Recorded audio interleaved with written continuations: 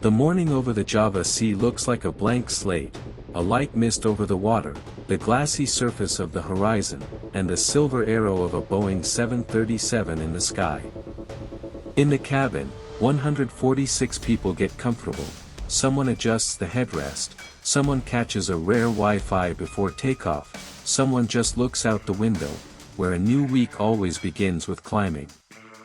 In the cockpit, there is a familiar ritual. The rudders are free, the flaps are installed, the engine stretched smoothly like a metronome. The air is cool, turbulence is not promised. Everything is perfectly smooth, like a ruler in a notebook. And yet something doesn't add up right away. A couple of minutes ago, when the car reached the train and the sky opened up to 360 degrees, the sun turned out to be stubbornly to the left of the heading line. Not right on the nose, where you expect it on the eastern route, but noticeably to the side, as an insistent hint that you don't want to take seriously. In the cabin, this is noticed only by an attentive passenger at the window. In the cabin, there is no direct sunlight. There, the monitor with the route magnet smiles perfectly, the course is laid, point by point, the direct is confirmed, the autopilot is leading, enjoy the procedure. The calmness of the devices is deceptive, like smooth water before a strong current. A modern airliner always looks like a balance of two worlds.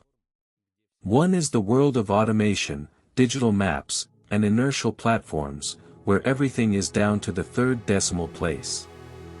The other is a world of simple, almost primitive things, a magnetic needle in a liquid, the position of the sun in the sky, the coastline under the wing. The fire of algorithms and the water of intuition. Usually these worlds complement each other, like two engines on a wing, and it is in this pair that reliability is born. But once one is given a small tolerance, the other has to pull more, and the balance begins to shake. There's no trembling now. The autopilot keeps the direction, the FMS draws a confident magenta, and the detailed path tape is like a navigator in a car, turn after 100 miles, then turn right, then descend. The dispatcher's broadcast is quiet in the headphones, and the navigator's shelf is meticulously cleaned. Everything flows from procedure to procedure, like water flowing through a riverbed. But every river has a rollover that is not immediately audible. It is given out by the details, a quiet, IRS-NAV only, service alert on the on-board computer display, which the experienced crew habitually extinguishes. It's really far from radio beacons over the sea, a slight discrepancy between the glare of the sun and the expected picture in my head. The intuitive, not so, is somewhere in the background of attention. Technical details rarely look like trouble. The inertial system consists of 3 gyroscopes and accelerometers, which, while the aircraft is stationary in the parking lot, communicate with the Earth. They remember the starting point, align along the meridians. As soon as the car starts moving, these silent spinning tops start counting: acceleration, turn, roll, track angle. They are like the water meters in the entrance, autonomous and dispassionate. You don't need a satellite, you don't need a beacon. But any autonomy has a price. If a drift begins, a microscopic integral shift, it will accumulate quietly and persistently, like the minute inaccuracies of an alarm clock, and after half an hour it will already make a tangible difference. This is the main question of today's history: how do small admissions, harmless in appearance, add up to a big threat? Why does the easy saving of time on the ground turn into the heavy arithmetic of mistakes in the air? And how is it that the ideal magenta on the screen can argue with the simplest, almost childish logic? If we're flying east, why doesn't the light on the right hurt your eyes in a straight line? Meanwhile, the plane is breathing smoothly. The air on the train is clean, the wing is dry, the temperature outside is -50 and below. It's beautiful in the Arctic. The engines are holding the cruiser, and you can see the air flowing on the pylons. The glide paths are still far away, All the cabin needs now is to maintain the mode and listen to the broadcast. In this rhythm, the airplane is like a concert grand piano. Hundreds of details are combined into one effort, where each pedal is important, but it does not sound separately. And this is where the complex, simple juxtaposition becomes the plot. The more advanced the system, the more it needs an accurate initial step. The fire of technology requires a drop of water, a common sense test. Common sense in aviation is, among other things, the good old magnetic compass above the windshield, the geometry of the shadow on the wing, and the map in the knee where the coastline should line up with the line on the display. But the reality in the cockpit is also a burden on attention, negotiations, fuel control, descent planning, and discipline of procedures. When everything sounds right, the hand itself reaches out to trust the electronic conductor. The irony is that the conductor is also listening to someone. His ear is the data from the navigation source selected inside. Change the source, and the melody will change, and the orchestra will play for a while out of old habit, as if nothing had happened. In the salon, the sound palette is different, the occasional clink of a spoon against a plastic cup, the rustle of a magazine, the laughter of a child in the third row. And this gentle, almost everyday life is the best protection against anxiety. People are sure that where everything is so routine, it's safe. And this, by the way, is not an illusion, but a merit of the industry. Thousands of hours of flawless flight make the sky the most predictable place in the world. Until the small tolerances start to add up. Until the fire of algorithms meets the void where the support should have been, a radio beacon, a clarification, a hard check on the second channel. The sun is still to the left of expected. The shadow from the wing tip is unusual. It's not an alarm yet, it's a shade. Just the one that will be noticed in hindsight when they restore logs and compare time, course, altitude. But now there is only a slight dissonance in the perfectly tuned melody of the route. And it is precisely such dissonances, almost meaningless at first glance, that decide the fate of the flight. They either push for additional verification, or are lost in the general noise of the instruments. In this story, it didn't all start in the sky. The first invisible glitch happened back on the ground, where the plane is stationary and the solutions seem to be the simplest and fastest. Where they choose what is considered sufficient, and where to put a comma in the word norm. Where the schedule fire meets the regulation water. And when one of them takes over even by half a step, the magenta on the screen will remain just as beautiful. Only the course is no longer there. In the parking lot of Jakarta Airport, the morning began like hundreds of others. The air was trembling from the heat, the smell of aviation kerosene hung in the dense air, the equipment rolled between the rows of Boeing standing. For the crew of Adam Air Flight 782, everything went according to plan: pre-flight check, flight sheets, fuel, documents. But at one point on the checklist, their attention was caught. An orange malfunction indicator was on the display panel. The system's display displayed an error message in one of the two inertial navigation units, the IRU. It was the brain of the aircraft, which calculated its position, direction and speed, without relying on either satellites or radio beacons. In fact, it is an autonomous navigation center. If GPS is the eyes, then the IRU is the inner ear of the aircraft, which senses every acceleration and turn. Without it, the liner will not be able to figure out where it is if there is nothing around, the ocean, mountains, or night. And now one of these inner ears has failed. Adam Air engineers hastily rolled out a service cart. They did not look for the cause of the breakdown, they simply swapped the blocks, removing the serviceable one from the right channel and rearranging it to the left. This was called castling. The operation took less than 10 minutes. The malfunction has disappeared on the screen.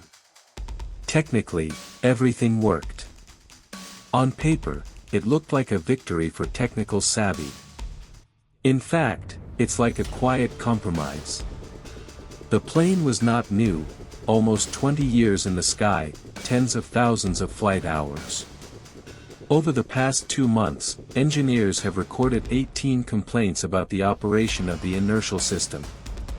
Every time the problem is fixed, but it is not eliminated. Somewhere they restart the unit, somewhere they change the fuse, somewhere they just wipe the connectors from the dust. The whole procedure is more like an attempt to persuade the electronics to work a little more. In such conditions, a special culture appears. The culture seems to be working. It is based not on negligence, but on routine, when the system crashes so often that it stops scaring.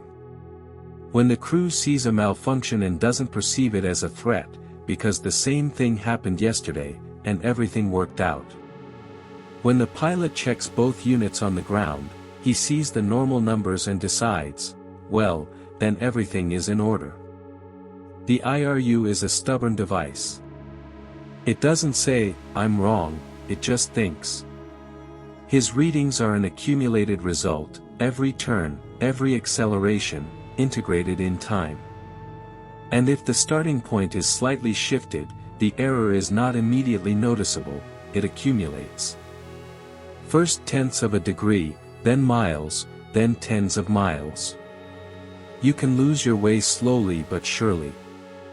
When the captain and the first officer checked everything on the checklist, both blocks showed the agreed position. All indicators are green. The autopilot is ready. The plane looked perfectly healthy on the ground. But in the air, every little thing turns into a chain reaction. An aircraft that is too old, a replacement in too much of a hurry, and a crew that is too confident is the perfect balance between experience and complacency. After all, when you complete the same route hundreds of times, trusting routine becomes almost a religion. The cabin is still calm, everything is according to the regulations, everything is checked, everything is ready for departure. And yet, somewhere in the depths of the systems, a tiny shift is already lurking, almost imperceptible, but inescapable. If everything is checked, why will the rate start to creep? When the plane leaves the concrete and goes into the blue, only a line remains in the cabin. That one is magenta, perfectly smooth, flickering slightly on the navigation display. This is the path that Flight Management System, or simply FMS, is building. Its function is simple and ingenious at the same time: connect point A to point B with an invisible thread, along which the liner should run like rails. This thread looks reliable on the screen. But there's a whole philosophy hidden inside it. Modern FMS is similar to an on-board navigator. Pilots enter a flight plan, a chain of points called waypoints. These points connect in airways. The computer calculates the route, optimizes fuel, altitude, and time. Everything looks perfect mathematically. But in order to know exactly where the plane is, the FMS must trust some kind of coordinate source. On older Boeing 737-300s, this is not GPS. In those years, satellite navigation had not yet become the standard. Instead of satellites, the 737 relies on inertial navigation units, IRUs, the ones that calculate the path themselves. They don't listen to signals, they don't check the sky. They simply integrate accelerations and turns, calculating the current position of the aircraft relative to the launch point. Like a man who walks through a dark room with his eyes closed, counting steps and turns. In the beginning, he knows where he was standing, but if he makes a mistake in the bill even once, then he won't understand where the door is. This kind of autonomy has its own poetry. It is independent, does not require external signals, and is not subject to interference. Neither magnetic storms nor GPS failures will confuse her. The plane seems to be listening to itself, its accelerations, its vibrations, its own inner compass. This is the fire of engineering, precision without connection to the ground. But every fire has a shadow. The inertial system is not perfect, its accuracy is maintained only until it starts to drift. Drift is a tiny error in calculating acceleration or angle. 1/1000th of a degree on the gyroscope turns into several kilometers of divergence in an hour. Everything is fine at the beginning of the journey, but after an hour the inertial point, I am here, may already be far from reality. To minimize this drift, FMS usually compares the IRU readings with other sources, the DME, or, in more modern versions, GPS beacons. But today, there are no radio beacons over the sea. And GPS in this plane simply does not exist. This means that the entire FMS flight will be guided by a single source. In this case, it was on the left-hand IRU, which, according to the engineers, worked fine. Everything looks perfect on the screen, the plane's triangle follows a line, the course is stable, and the deviation is 0. Magenta is a visualization of trust. But trust in aviation is a difficult thing. When everything is working, it's easy to overlook it.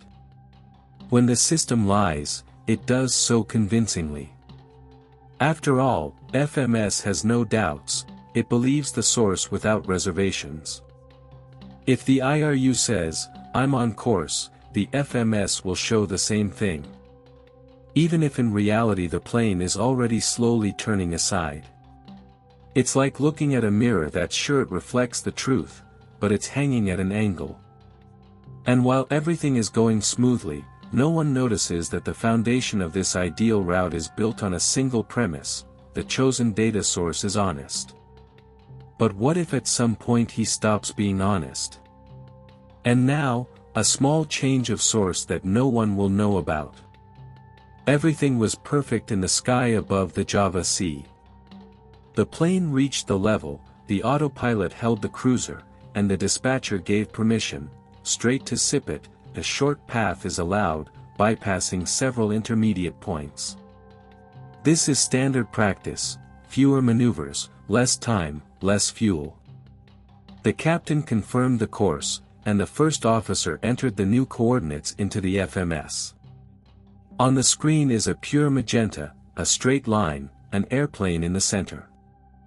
A little later, the crew received a second simplification: permission to fly directly to the Vior lighthouse in Makassar. It was another gesture of goodwill on the part of the dispatcher. The route is shorter, the sky is clear, the weather is perfect. Everything looked so routine that the cabin even had that special calmness when the plane seemed to be flying by itself, and the pilots were just watching its perfect geometry. But it was at this moment that something almost imperceptible happened inside the electronic circuits of the FMS. The computer, which has so far received coordinates from the serviceable left IRU, decided, according to its internal algorithms, to switch to the right block. This is a normal procedure. The system can switch between sources if it considers one of them to be less accurate. Only this time she chose the exact block that had been replaced with a new one from the old ones before departure. One that already had a long history of malfunctions. There was no sound on the panel. Not a single lamp came on. Nothing suspicious happened for FMS, it just changed the data source. And from that moment on, the plane unknowingly began a quiet turn to the right. Not harsh, not frightening. Almost unnoticeable. The gyroscope in the faulty unit gradually crept away from the real course, and the plane, guided by a blind compass, gradually drifted south. It was a turn that couldn't be felt by the body, the roll was less than 2 degrees, the angle was smooth, and the autopilot compensated for everything instantly. On the instruments, the route line remained perfectly flat. The magenta was still aligned with the plane's triangle. And this is where the most dangerous property of modern technology begins, its persuasiveness. When everything on the screen looks right, the pilot's mind stops doubting. They had 2 displays, 2 courses, 2 consistent readings. Everything was saying, we're going exactly where we need to go. Even the magnetic compass showed the correct azimuth, because the plane was turning so slowly that the inertial drift did not contradict the orientation. As the glistening sea glided by below, the crew discussed the upcoming approach, the weather, and procedures. The first officer noted that the visibility in Makassar is excellent, it will be possible to make a visual approach. The captain nodded. No one guessed that at that time they were already leaving their route, slowly but inevitably. Almost 10 minutes later, the deviation reached 10 kilometers. If someone had drawn the trajectory from above, it would have looked like a thin arc going south, but there is perfect symmetry in the cockpit. FMS readings, autopilot, heading, everything fits. Even a ground controller watching on the radar screen would not have noticed anything strange. The deviation was less than the threshold value of the control system. Everything looked like an ordinary flight, pure magenta, stable flight level, confident crew. And this contrast is the whole point of aviation, absolute order on the outside and invisible displacement on the inside. An airplane can be perfect in every bolt, every parameter is normal, and at the same time go wrong. When a technique makes a mistake, it does it beautifully. No noise, no vibrations, no panic. It's just a line that slightly deviates from the truth, and no one knows about it. If the instruments don't argue, who's going to notice the catch? On the ground, in the air, conditioned silence of the control room, the screens glowed with green dots. It was an ordinary day for the controller, dozens of flights, familiar call signs, a steady stream of marks. Everything looked as it should look in a well-established system. But somewhere among these flashing markers, one of them has already begun to quietly leave the line. Adam Air 782. The flight controller's screen displayed 2 symbols. One is the actual position of the aircraft, a black circle with the code 2351, transmitted by the on-board transponder. The second is the estimated position according to the flight plan, where the aircraft should have been based on the route. This calculated track was displayed as a square. And when the plane's inertial system began to make mistakes, the circle and square, reality and expectation, began to diverge. Slightly at first. Then it became more noticeable. But the route control system, the so-called RAM, route adhesion monitoring, was configured incorrectly.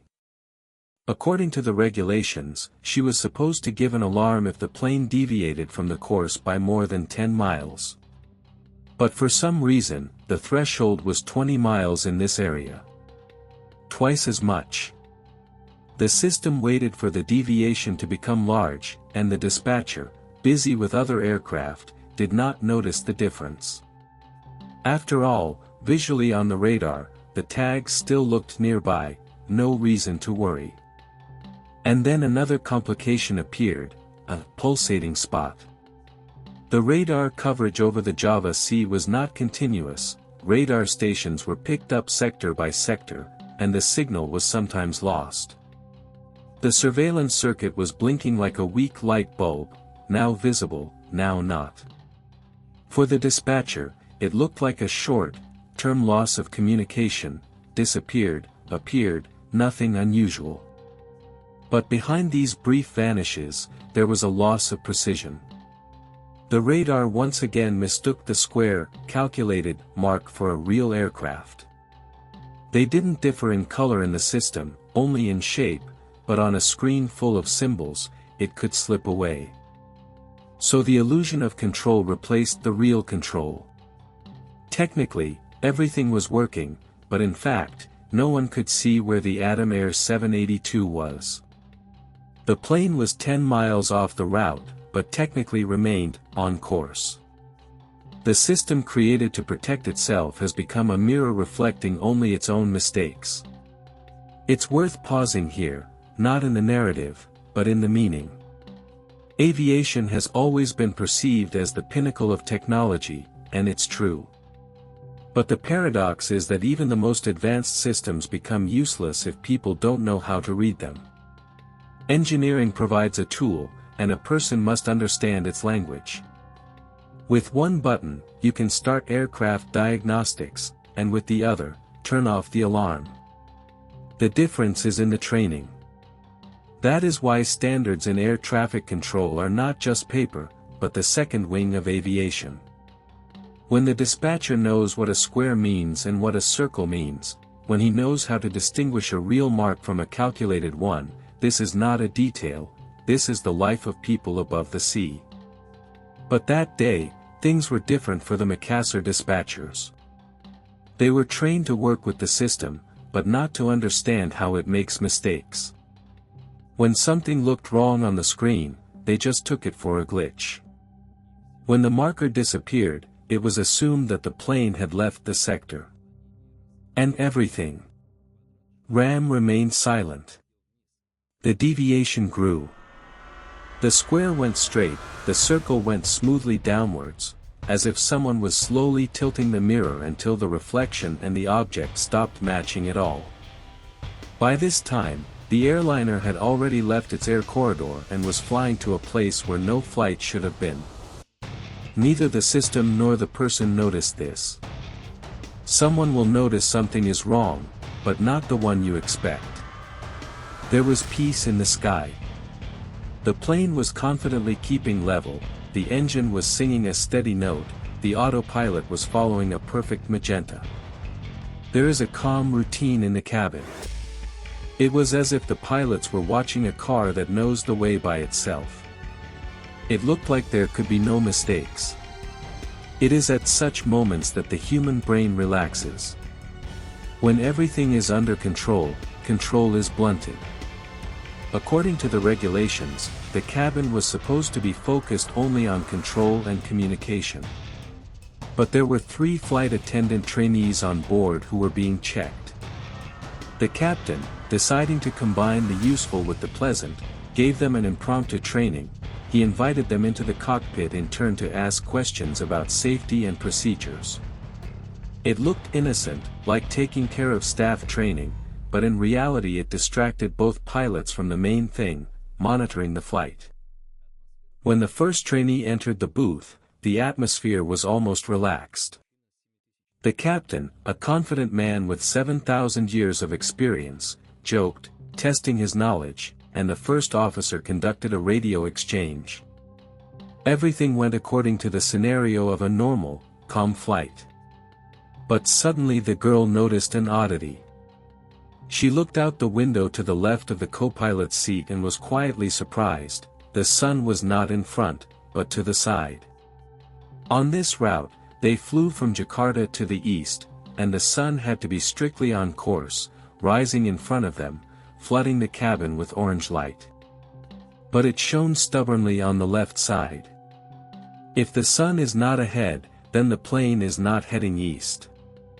And to the south. The intern was not a navigator, but her intuition did not let her down. She glanced at the captain, but didn't dare say anything.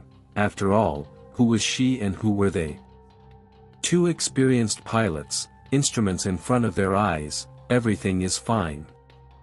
Maybe it just feels like it. Meanwhile, the captain noticed that the sun's rays were hitting him directly in the eyes.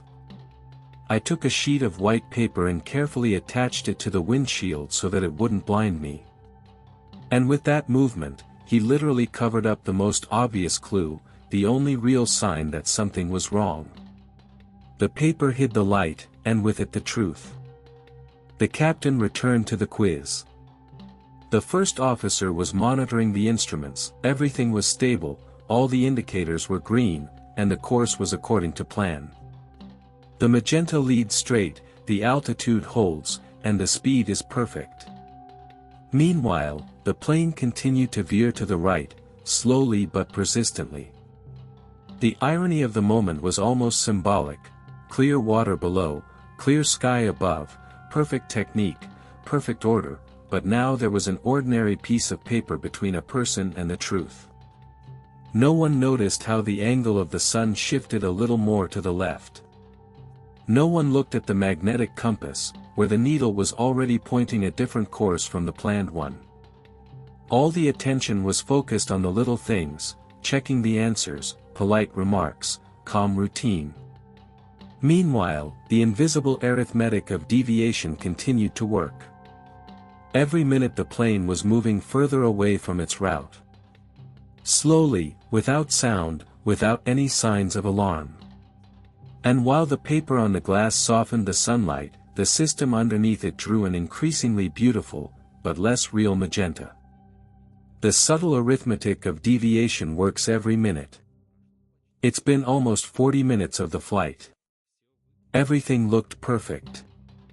Fans hummed softly in the cabin, the sun rose higher and higher behind the porthole, and below, the endless blue of the Java Sea. The screens show stable values, and the route line is still magenta and smooth. But suddenly a small inscription appeared on the FMS panel: IRS NAV only. The first officer erased the message from the display without hesitation.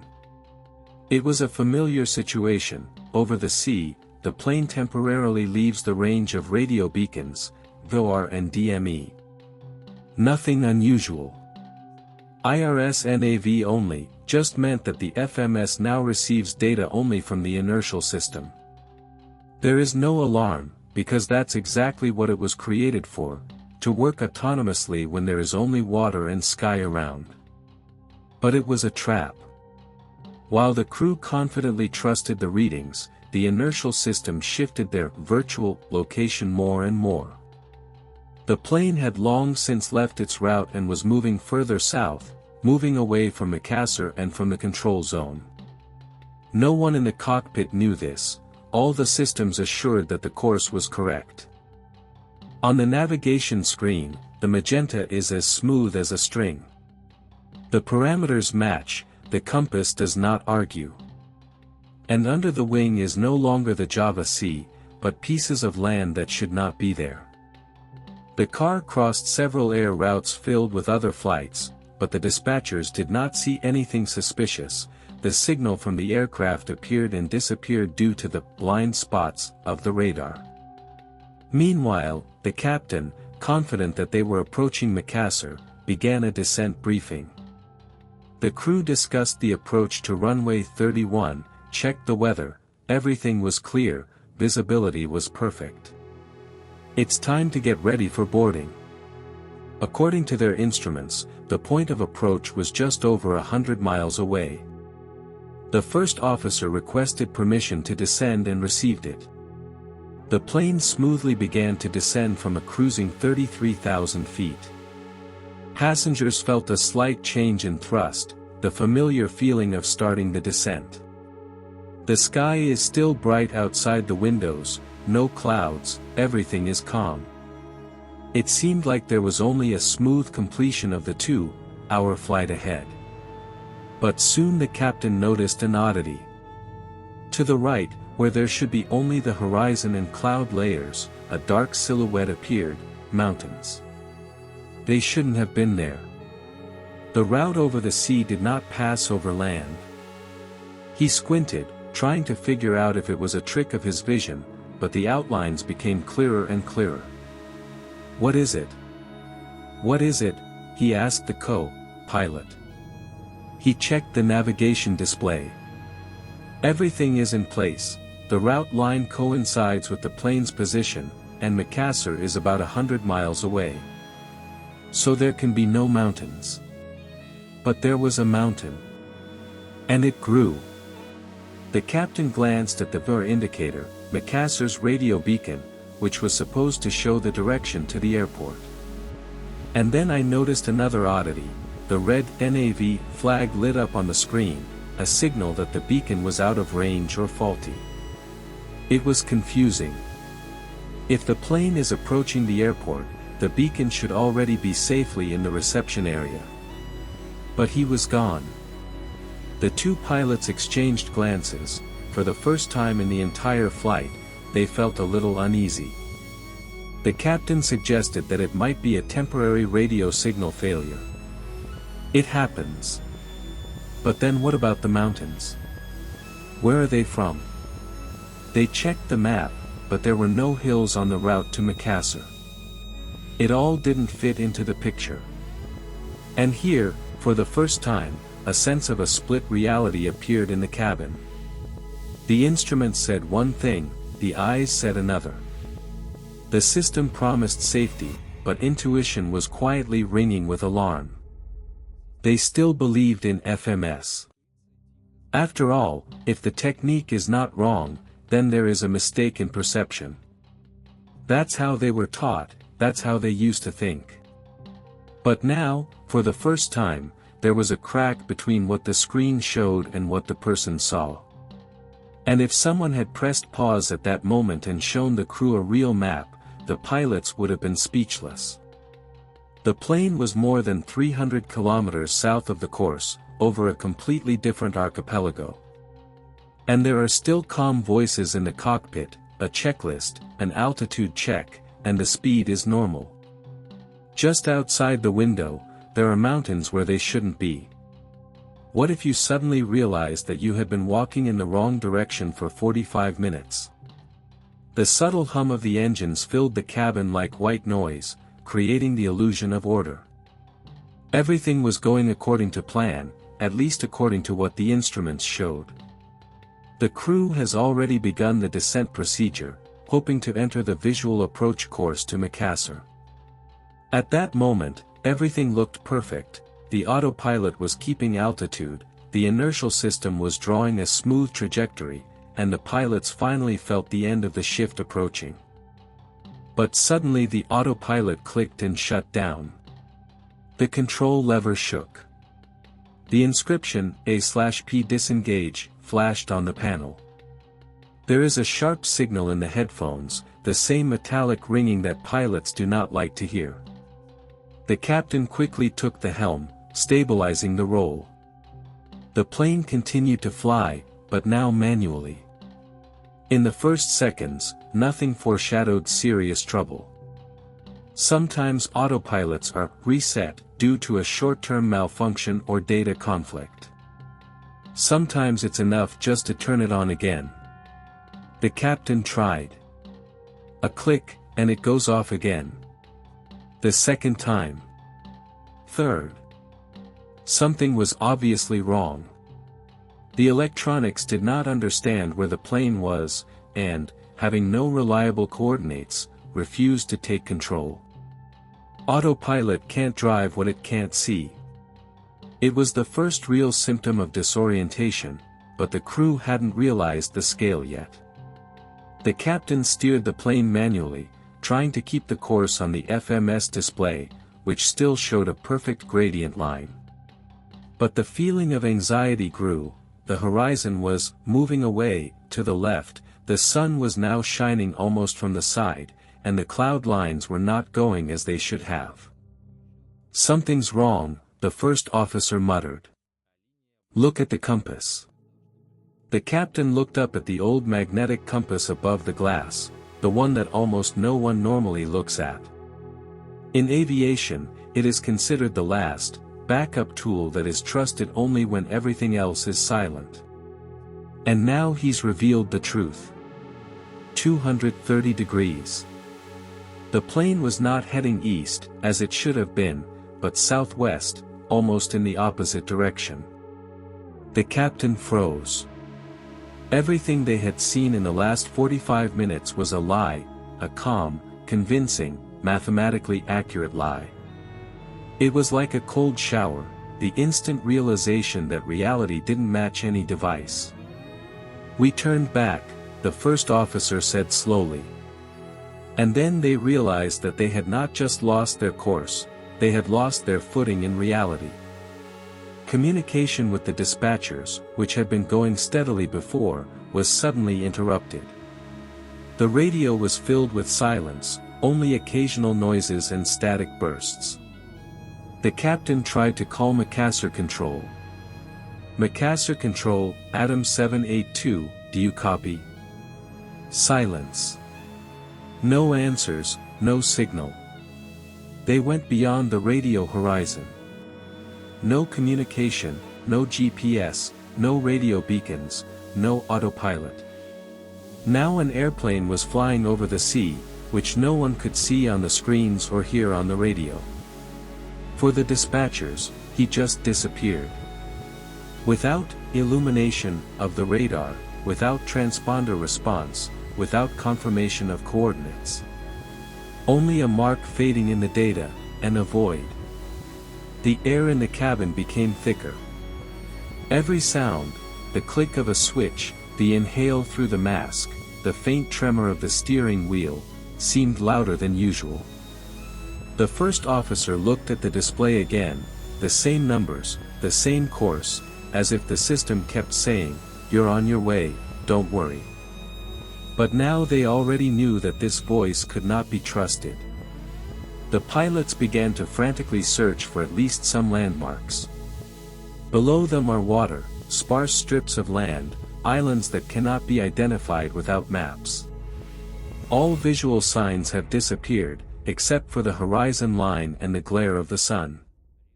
They were heading by eye, relying on a compass and intuition.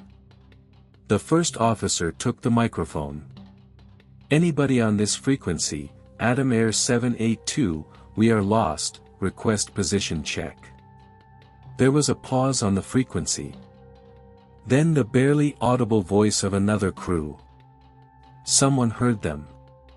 This connection, weak, trembling, intermittent, has become the only link with the outside world. They no longer knew where they were, but at least they knew they weren't alone. Now, in order to survive, they had to ask the sky, and the neighboring sides. The radio crackled with empty sounds, short bursts, clicks, fragments of phrases. The air in the cabin was stretched like a string. Every attempt to get in touch ended in static. The plane was moving by touch, without a route, without communication, without confirmation. Then the first officer decided. "Any aircraft, this is Adam Air 782. We've lost navigation and communication. Request relay." A few seconds of silence. Then the answer, faint, as if from another universe.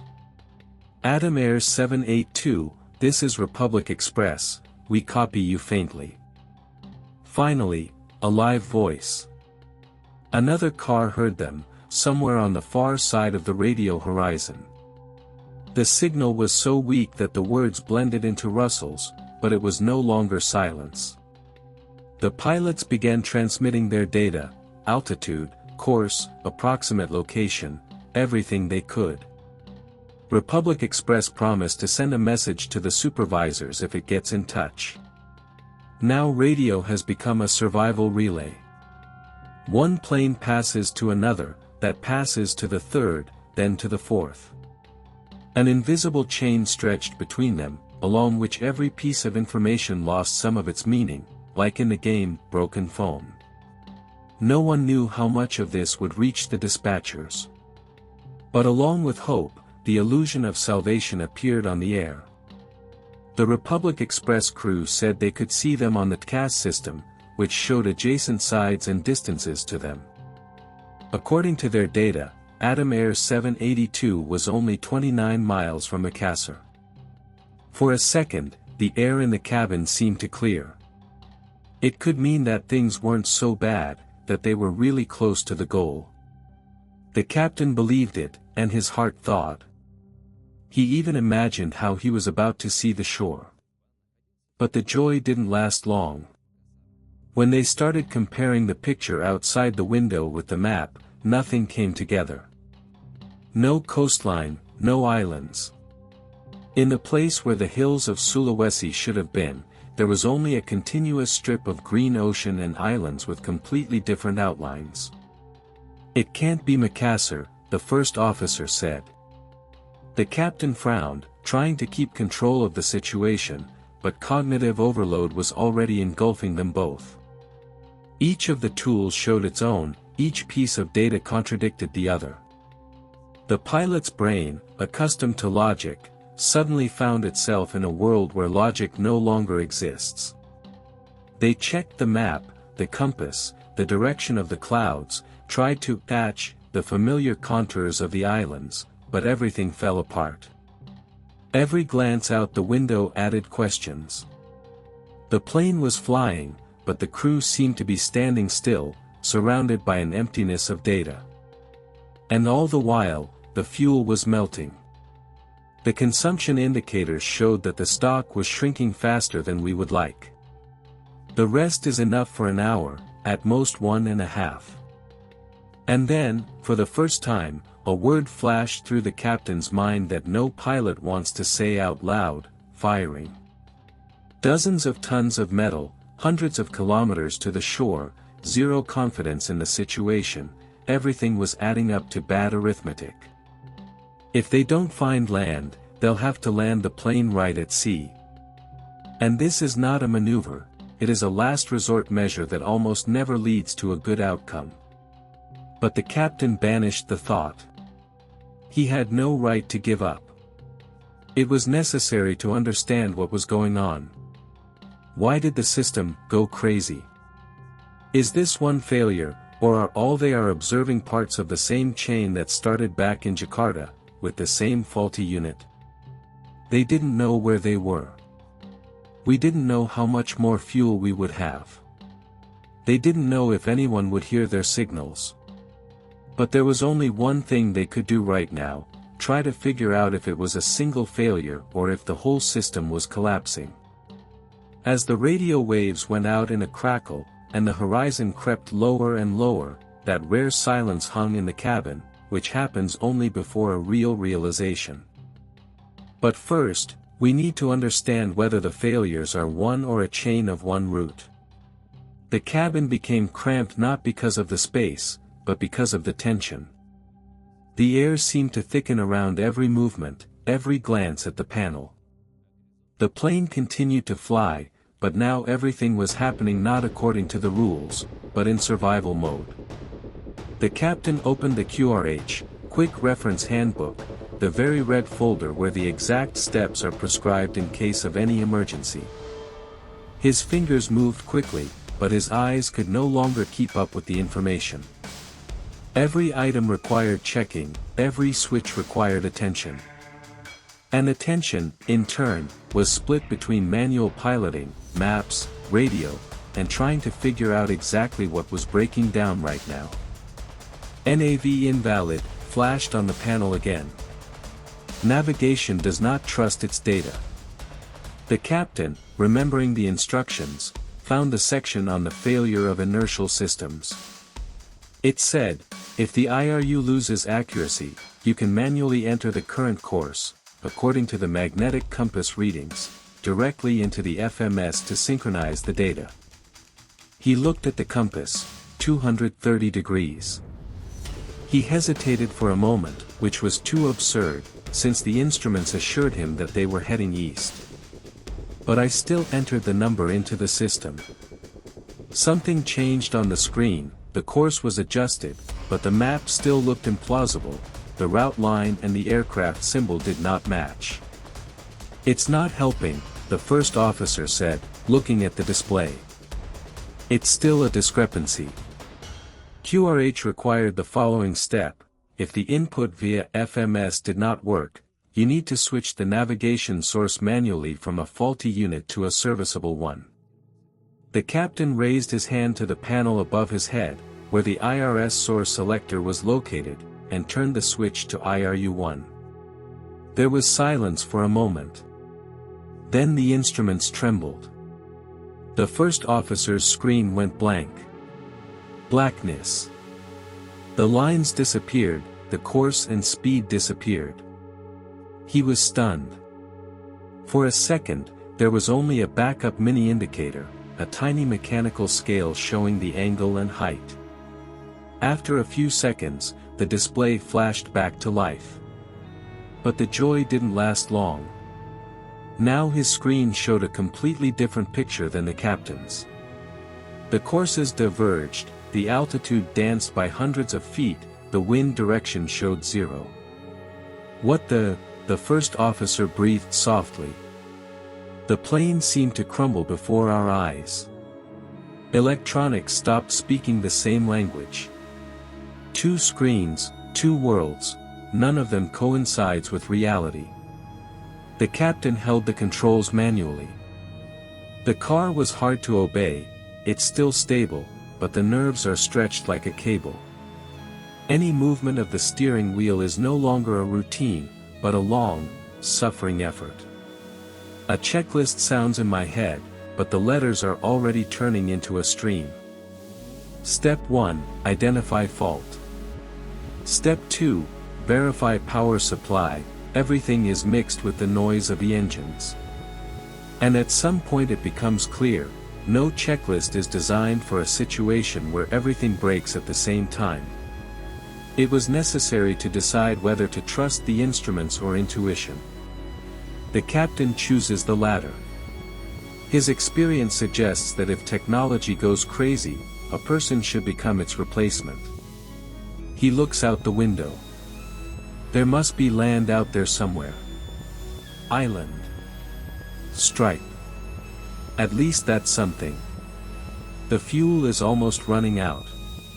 Time is running out faster than you might think. All attempts to restore normal navigation have failed. The system no longer believed itself. The captain knew that he could continue to fight not for the course, but only to see the lane. Then the only goal left is to see the lane. The air in the cabin was no longer just tense, it was charged with desperation. Every moment stretched like a tight spring. Outside there is an endless sky, below there are islands that cannot be identified. The map does not match what the eyes see. The coastline is wrong, the mountains are not where they should be. And yet the captain does not give up. He takes control and begins to roll, smoothly shifting the plane from side to side.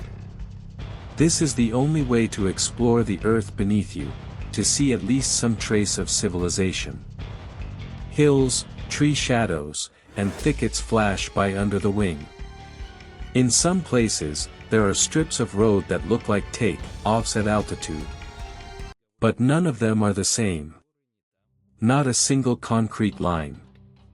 All this time, the crew is sure that they are flying over Sulawesi, approaching Makassar. In fact, the plane had crossed half the country and was already over the island of Sumba, hundreds of kilometers to the south. They don't know it, but every minute of the flight takes them further away from the right course, straight into uncharted territory. The captain decides to descend, maybe there will be landmarks at a lower altitude. The plane descends to 15,000 feet, then to 10,000. Outside the window, you can already see the dense green mass of the tropical jungle, like a velvet blanket stretching to the horizon. There are no cities, no roads, no rivers to show the way. Only mountains and dense vegetation. Instrument panels continue to produce chaotic data, as if mocking the pilots. The course jumps, distances are meaningless, navigation is dead. The remaining fuel is less than an hour. This is no longer a flight, but a race for survival. Suddenly, the cry of the first officer. I see a streak. On the right. The captain turns his head sharply. And indeed, among the green hills, against the background of a narrow plateau, there is a thin silver line. Concrete. Real. It's so unexpected that my heart seems to pause. Stripe. But where? What kind of airfield is this? Is it long enough to accommodate a Boeing 737? No one knows. Below is Tambalaka Airport, a regional airport that accepts only small turboprop aircraft. The length of the strip is slightly more than 1,600 meters, almost half the minimum recommended for their liner. The coating is concrete, but old. None of the crew's maps contain this data. They are sure that they are flying over another island. But the time for reflection is over. We're running out of fuel. There is no radio connection. Wind and traffic are unknown. Boarding without permission becomes the only option. The captain decides, this is their chance. Not perfect, not safe, but the only one. He slows down, releases the flaps and landing gear. The hydraulics are responding. The levers move a little tighter than usual, but the plane listens. He instructs the flight attendants to prepare the cabin, briefly, without details, simply. Prepare for landing. None of the passengers knows where they are. Many people already feel something is wrong, they have been declining for too long, and there is too little information. Through the portholes you can see mountains and jungles. But the panic hasn't started yet. People believe that pilots know what they're doing. The captain asks the co-pilot to keep the speed at 220 knots and drop to 2,500 feet. The wind in the cabin is audible even over the noise of the turbines. The first officer keeps control of the parameters, the captain aligns the course, now visually, by eye, by intuition, without a single working device. When they enter the estimated course, the entire strip is visible. It is narrow, short, with hills on both sides. The captain feels that there is no way back, the point of no return has been passed. If you go for a second lap, you may not even have enough fuel for one maneuver. We're going all the way, he says softly. The engines reduce thrust, the aircraft pulls the nose up, the wheels are pulled towards the ground. The air is compressed under the wings, the sounds become muffled. The dense greenery under the wing quickly turns to concrete. Now it's just landing. The plane was heading towards the ground as if time had stretched into a viscous deceleration. Every movement of the steering wheel, every millimeter of pedal deflection was felt physically, as if not steel, but a living being resisting the wind. There is silence in the cockpit, only the breathing of the pilots and the rhythmic signals of the altitude system counting feet to the ground. Flaps are done manually. The chassis is released. The speed is, by eye. None of the instruments provided reliable data, the sensors were either frozen or showed nonsense. The instrument speed danced from 180 to 240 knots, and the captain relied only on the sound of the stream overboard and his own feeling, the one that senior pilots call metal instinct. He pulled the wheel a little higher than usual, looking straight into the dazzling white streak that was approaching faster than he wanted. At such moments, even breathing becomes an instrument. You breathe to the rhythm of an airplane. Before touching, the captain turned on the microphone and, briefly and calmly, addressed the passengers. Ladies and gentlemen, we have a small navigation problem. We'll be landing soon, wherever we can. Please remain calm. There was silence in the cabin. These few phrases were both honest and frightening. People understood that something was not going according to plan, but the captain's voice sounded so confident that they wanted to drown in it, like in a lifeline. The treetops flashed by below. The ground was getting closer. The plane shook slightly due to turbulence over the hills. The captain held the course, compensating for the roll with his feet. The first officer monitored the speed, shouting out numbers that no longer mattered. Experience decided everything. 100 feet. 50. 30. 20. 10. Touch. The landing gear hit the concrete, thudding, with a vibration, as if the metal resented such rudeness. The anti-lock system did not work immediately, the dust rose in a column, the wheels screeched, the brakes warmed up. The strip is short but smooth. The plane flies along it, as if it clings to every meter. Reverse. The captain commands. The engine noise changes dramatically, the reverse thrust roars. From the windows, passengers can see how the jungle on the sides is closing in, as if they want to hug the liner. All you can do is keep it. And suddenly, peace. The speed drops to 0. The metal trembles, then subsides. There is silence in the cabin for a few seconds, the one in which the heart has not yet had time to realize that everything is over. Then someone sobs. Someone is applauding. Someone just sits there, unable to move. The time is between 8:20 and 9 a.m., local time. The plane is standing. 146 passengers, 6 crew members are all alive. The captain leans back in his chair. My palms are wet, and my breathing is labored. He looks at his co-pilot, who is also silent. They both understand, they just did the impossible. But joy is in no hurry to come. Instead, there is devastation.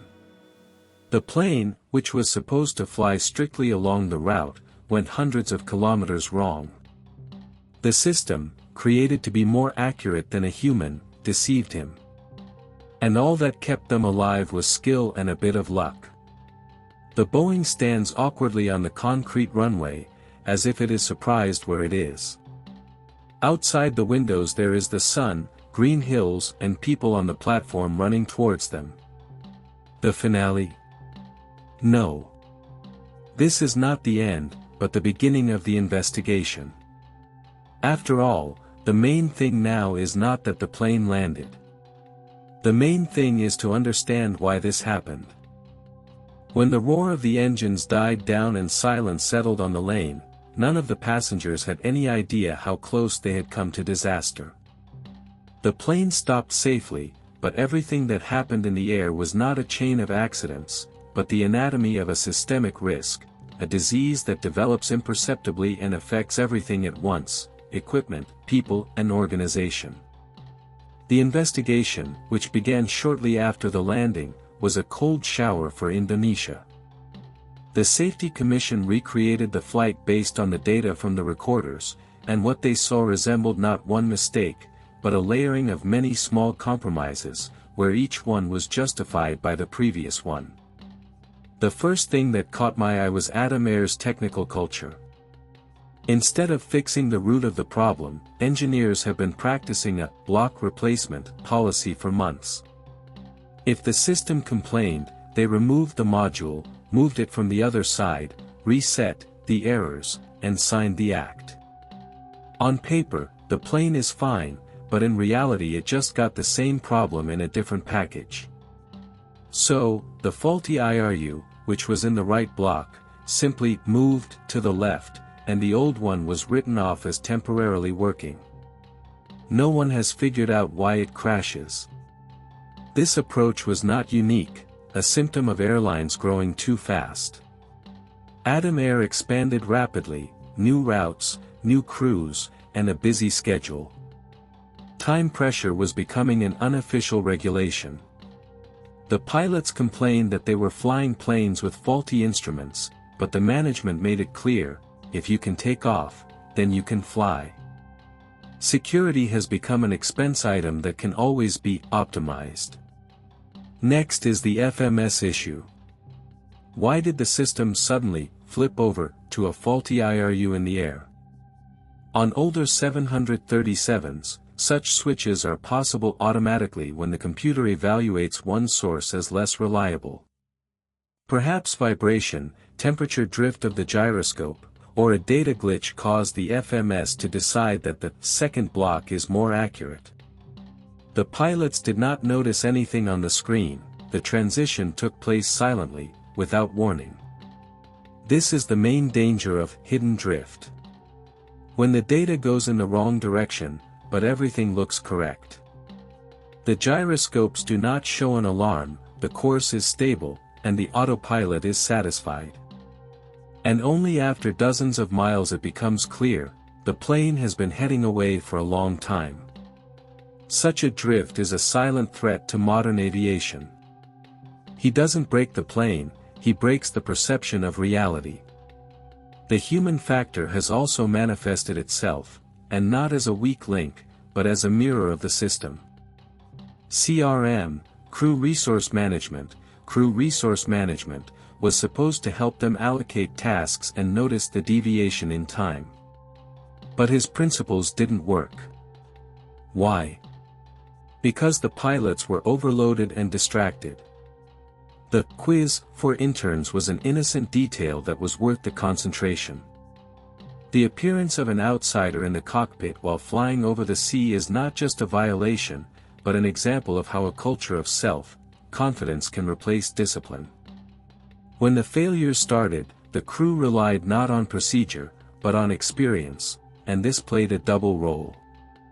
On the one hand, it was the experience that saved the plane. On the other hand, the confirmation bias prevented them from believing that their devices were lying. They checked everything except the source of the problem. Even when the IRS NAV only message appeared, no one asked the key question, what if the IRS is lying? Because in the pilot's mind, the inertial system is the last line of defense, not the source of trouble. They tried to treat the symptoms, to introduce a course, change sources, restart, but did not realize that the error was already at the root. As a result, when the FMS lost its footing, the person became the last reserve of the system.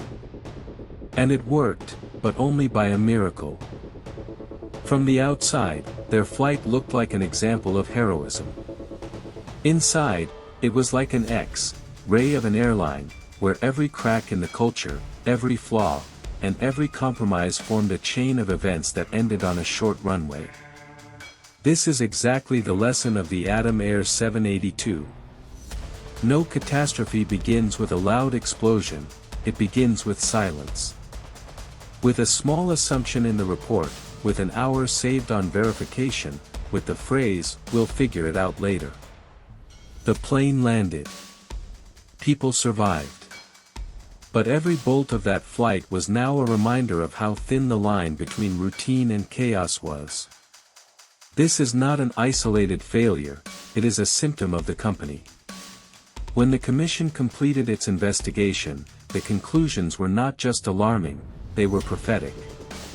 Everything that happened to Atom Air Flight 782 looked like a warning. The system had failed, but fate had avoided the tragedy. But not everyone heeded the warning. It's only been a year.